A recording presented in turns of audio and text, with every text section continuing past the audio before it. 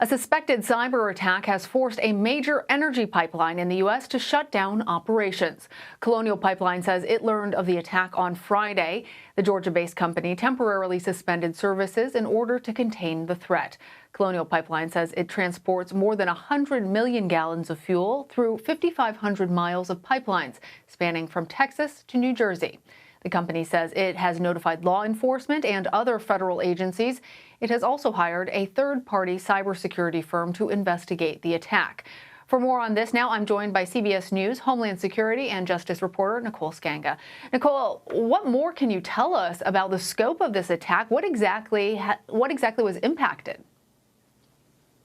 Yeah, well, Lana, we are still gathering details about the implications of this attack, but we know that this cyber attack has really forced the shutdown of one of the largest pipelines in the United States. It is a significant attempt to disrupt energy infrastructure within the United States. The operator of the pipeline, as you mentioned, Colonial Pipeline, said in a statement late Friday it has shut down its 5,500 miles of pipeline. And as you mentioned, that runs from the Gulf Coast all the way up to New York and feeds into several major airports on the Northeast. And, you know, it's responsible for about 45% of the East Coast fuel supply. So this is really significant. Previously, Colonial significantly shut down its gasoline and distillate lines, affecting about 40% of its distribution in 2017. During Hurricane Harvey, we saw a dramatic impact back then. There was also a massive spill in North Carolina last summer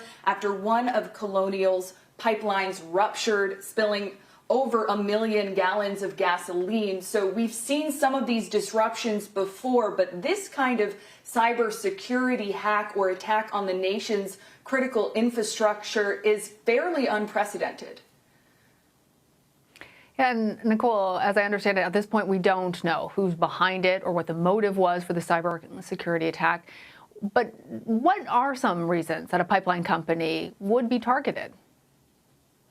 Yeah, well, in its statement that it put out on Friday, Lana, Colonial said that it was the victim of a cybersecurity attack. It didn't provide many details. It did say that some of its IT operations had been severely impacted. Now, this attack could be malware shutting down operations. We're currently working on confirming whether or not this could be a ransomware attack where a criminal gang or criminals demand payment to unlock computer systems or network files. We do know that Colonial Pipeline has hired outside investigators to look into this, a cybersecurity firm. They've also reached out to the federal government. In situations like this, the lead on the investigation would be the FBI, although the nation's critical infrastructure in cybersecurity does fall under the Department of Homeland Security and specifically CISA. Now, we should put out there that this attack comes just months after two major attacks on America's computer networks. The SolarWinds intrusion, which we know has been attributed to Russia's intelligence services, and another against Microsoft's email service that has been attributed to Chinese hackers. Now,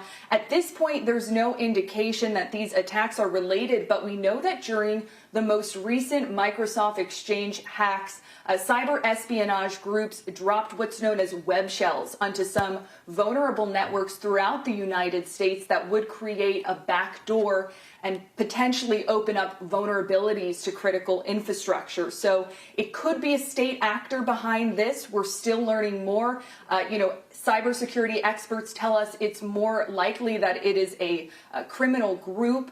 We should just throw out there that, ransomware attacks on the whole have come to the attention of the Department of Homeland Security. In fact, we're currently amid a 60-day sprint to tackle ransomware in the United States. Just last week, Secretary Mayorkas issuing a warning calling ransomware attacks on the United States staggering, creating staggering losses. More than $350 million in victim funds were paid out in 2020 as the rate of ransomware attacks has increased by 300% within the United States just in the past year.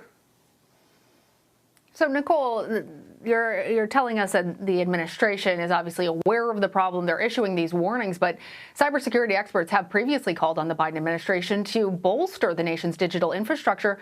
Specifically, to prevent attacks like this, has the White House taken any steps to actually address that problem so far, or are they really still issuing warnings? Well, we did hear, of course, from President Biden and the National Security Council in previous weeks attributing that SolarWinds cyber attack to the Russian intelligence agency. And so we've started to see attribution. That's an important first step.